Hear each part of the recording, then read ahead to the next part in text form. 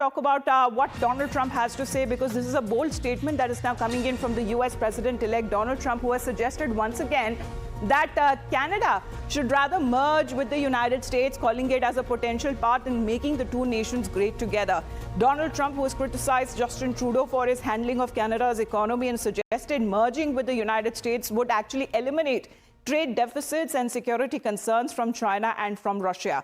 He's further proposed that Canada would benefit from no tariffs if it was a part of the United States, claiming that such a merger would ensure greater national security and economic prosperity. So let's, in the meantime, take a look at what on Truth Social, Donald Trump, the president-elect, actually has given out the suggestion before, and he seems to be weighing in right after Justin Trudeau announced his resignation. So he says, and I quote, "Many people in Canada love being the 51st state. The United States can no longer suffer the massive trade deficits and subsidies that Canada needs to stay afloat. Justin Trudeau knew this and resigned. If Canada merged with the United States, then there would be no tariffs, taxes would go way down, and they would be totally secure from the threat of Russian and Chinese ships that are constantly surrounding them. Together, what a great nation it would be."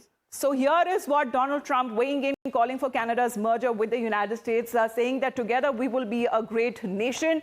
The suggestion that he's previously also been given as far as pitching for Canada to become the 51st state of the United States of America, saying that US cannot suffer trade deficits, and he's been blaming Justin Trudeau for the same.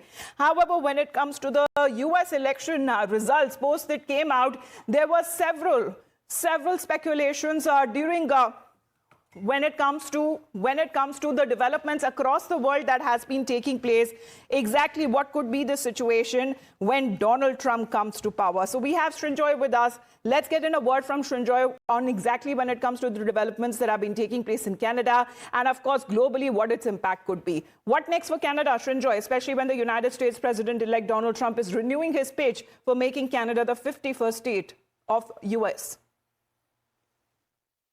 Yes, the axe has fallen. Of course, everybody knew that it would happen.